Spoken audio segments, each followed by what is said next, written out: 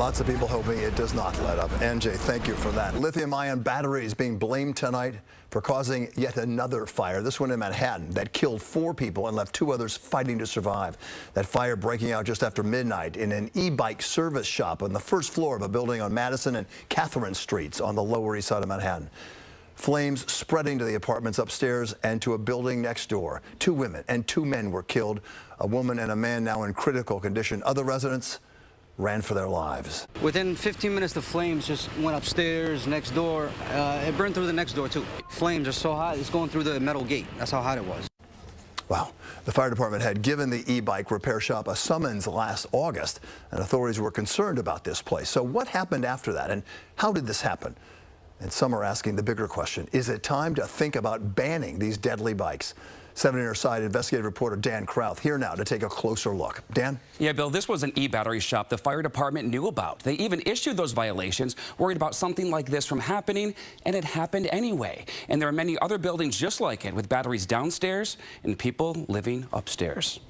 The fire department has been to this e-bike shop before, not to fight a fire, to issue violations. This location is known to the fire department. In September of 2021, a violation for how they were storing batteries. And this past August, another violation for the amount of batteries being stored and how they were being charged. They were found guilty in court. We sat down with the chief fire marshal this spring about this very issue. More than 100 fires this year already and 13 deaths. You don't even have the power to remove them. Well, we issue a forthwith violation, so they have to comply with the fire code forthwith and remedy the problem. And we give them a little bit of time to fix the issue, and then we go back and re-inspect. Chief, how often is that happening? We go out to do inspections every single day. In this most recent case, city records show the owner paid a fine, had court hearings, and kept operating. We did do some surveillance recently at the location. The fire department says that was last month, and they did not witness any devices illegally charging at the time.